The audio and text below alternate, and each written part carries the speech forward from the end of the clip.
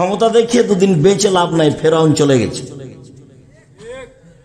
ক্ষমতা দেখিয়ে মানুষের প্রতি জেল জুলুম অত্যাচার করে মানুষকে আয়না ঘরে রেখে কোনো লাভ নাই, একদিন চলে যেতেই হবে। আজ হোক আর কাল, মানে সময় আসলে রক্ষা হবে না।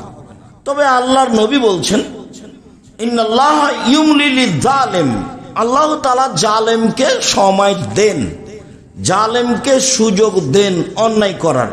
অন্যায় করতে থাকে করতে থাকে করতে থাকে, তো মানুষ মনে করে কই কত মানুষের প্রতি জুলুম করলো, কত মানুষকে পানিতে ডুবিয়ে মারলো, জেলে হত্যা করলো, আলেম ওলামাকে জেল ফাঁসি দিল, তারপরেও তো বিচার হয় না। কই মানুষে বলছে যে জুলুম করলে আল্লাহ বিচার করবে, কই হয় না।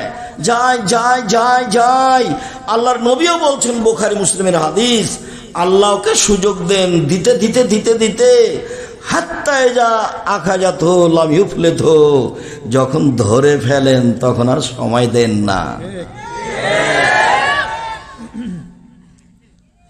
ফেরাউন 2-1 দিন জুলুম করেনি, প্রায় 1500 বছর।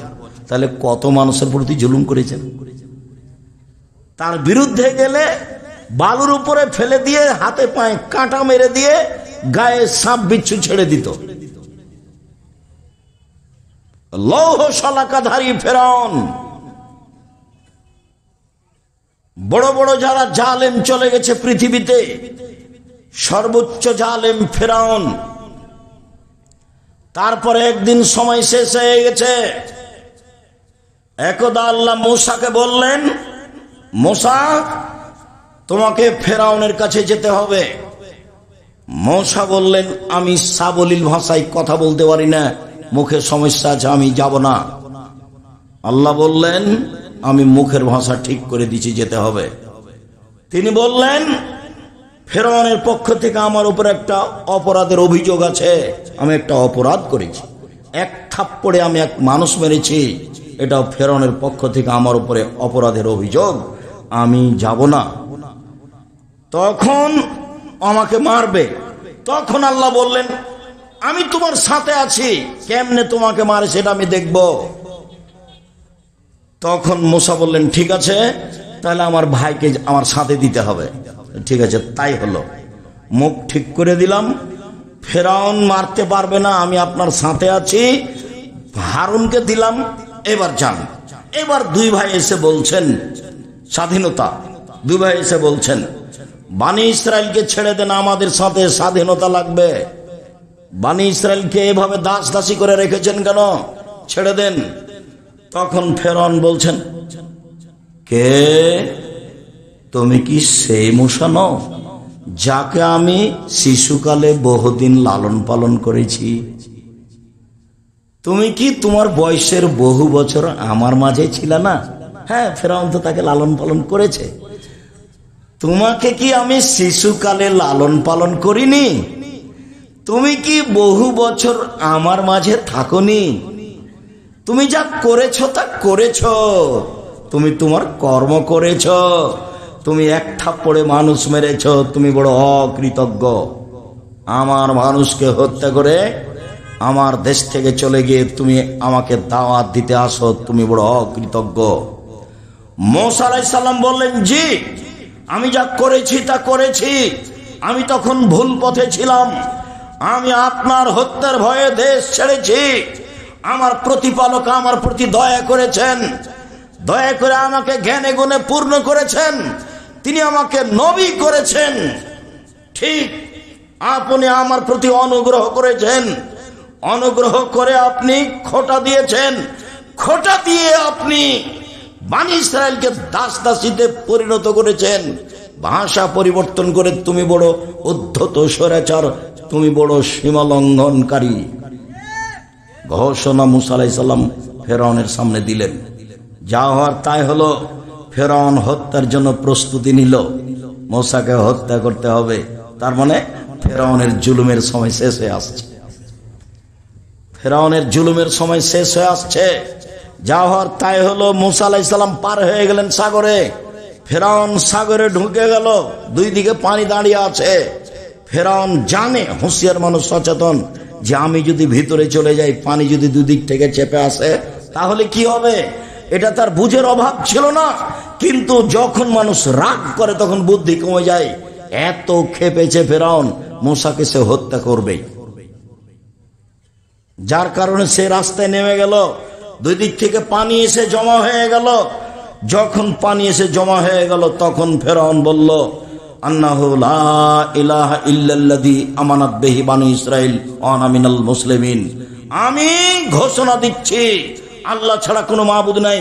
আমি মেনে নিলাম তাকে আল্লাহ বলে, যাকে বানিয়েছে বানি ইসরাঈল মেনে নিয়েছে। আমি একজন মুসলিম। ঘোষণা দিল ফেরাউন, আমি একজন মুসলিম। তখন আল্লাহ বললেন, আল আন, এখন অকাত আসাইতা কাবল, তুমি তো নাফরমান ছিলে ইতিপূর্বে, তুমি তো জমিনে বিপর্যয় সৃষ্টি করেছ। মনে রেখো, তুমি আলিয়া বানুনা জিকা বেবাদা দেখালে তা কুনালে মান খালফাকা আয়, আমি তোমার শরীর রেখে দিলাম চিরদিনের জন্য। পৃথিবীতে যত মানুষ জুলুম অত্যাচার করবে তাকে জানতে হবে শেষ পরিণতি হবে ফেরাউনের পরিণতি। জুলুম করে রেহাই পাবে না মানুষ। দাঙ্গাবাজি করে ক্ষমতা দেখে, দলীয় দাপটে, অর্থ সম্পদের দাপটে, বিদ্যার দাপটে মানুষকে অপমান করে বেশি দিন টিকা যায় না। জুলুমের ফল দুবার ভোগ করতে হবে, একবার ইহকালে, একবার পরকালে। জুলুমের ফল যখন পরকালে ভোগ করতে হবে তখন বিচার আর তাড়াতাড়ি হবে না। যত জালেম আছে সবার বিচার দেরিতে হবে। যারা যাকাত দেয় না তারাও জালেম। কিভাবে? ফকিরের টাকা মেরে খেয়েছে, এই জন্য তার বিচার দেরিতে হবে। যারা জালেম, আল্লাহর নবী বলছেন ওদের বিচার দেরিতে হবে। কতদিন দেরি আল্লাহ ভালো জানে। একদিন যদি দেরি হয় 50,000 বছর, 3 দিন যদি দেরি হয় 1.5 লক্ষ বছর, কতদিন দেরি হবে আল্লাহ ভালো জানে। প্রত্যেক জালেমের বিচার দেরিতে হবে। মহান আল্লাহ বলেন, মুহাম্মদ সাল্লাল্লাহু আলাইহি সাল্লাম, আপনি মানুষকে মাফ করুন। মানুষ যে আপনাকে গালি দিয়ে কিছু কথা বলে পাপ করেছে, এর জন্য আপনি আল্লাহকে বলুন, আল্লাহ ওদের যে গুনাহ হয়েছে সেটা ক্ষমা করে দাও। অসাবেরহুম ফিল আমর, আপনি পরামর্শ করে কাজ করুন। ফাইজা আযামতা ফাতাওয়াক্কাল আলাল্লাহ, যখন আপনি কোনো কাজ করবেন, সিদ্ধান্ত নেবেন, তখন আপনি আল্লাহর উপরে ভরসা করবেন, আপনি কাজে সফল হবেন। আমাদের নবীকে আল্লাহ তাআলা আদেশ করেন মানুষকে ক্ষমা করার জন্য এবং মানুষের জন্য ক্ষমা চাওয়ার জন্য। তাহলে সদাচরণ একেই বলে। মহান আল্লাহ বলেন, আল্লাযীনা ইনফিকুনা ফিস সাররাই ওয়াজ যাররাই ওয়াল কাযিমিনাল গায়য ওয়াল আফিনা আনিন নাস, ওরাই মূলত সদাচরণের লোক, যারা অসহায় মানুষকে দান খয়রাত করে, সচ্ছল হলেও অসচ্ছল হলেও, সচ্ছল হলে বেশি দেয়, অসচ্ছল হলে কম দেয়। অল আফিনা আনিন নাস, মানুষকে মাফ করে। কি হয়েছে? অন্যায় করেছি, ঠিক আছে, এরপরে যেন হয় না, যাও তোমাকে মাফ করে দিলাম। কি হয়েছে? মালিক এটা এভাবে বললে কেন? দেখি আরো 2-3 রাত তোমাকে সময় দিচ্ছি, দেখি তুমি ঠিক কাজ করতে পারো কিনা। কর্মচারীকে হতে হবে বিশ্বস্ত, আর কর্মচারীকে হতে হবে দর্শনধারী, আর কর্মচারীকে হতে হবে শক্তিশালী। 3টা গুণ থাকবে কর্মচারী। আপনারা যারা মালিক, যে কোনো কাজে, আপনি একটা ইন্ডাস্ট্রিজের মালিক, একটা কারখানার মালিক, আপনি কিছু কর্মচারী রেখেছেন, কর্মচারীর 3টা গুণ থাকতে হবে। একটা কি? বিশ্বস্ত, টাকা যেন মেরে না খায়, আল্লাহ বলছে। 2, দর্শনধারী, ওকে দেখতে যেন ভালো লাগে, ভ্যাংচা মুখের যেন না হয়। ভ্যাংচা মুখের কি করবে? সে রুজি আপনার চিন্তা করার দরকার নেই, ওটা আল্লাহ ব্যবস্থা করবে। আপনি দর্শনধারী লোক ঠিক করবেন। 3, শক্তিশালী। এই 3টা গুণের লোককে মানুষ নির্ধারণ করতে হবে কাজের জন্য।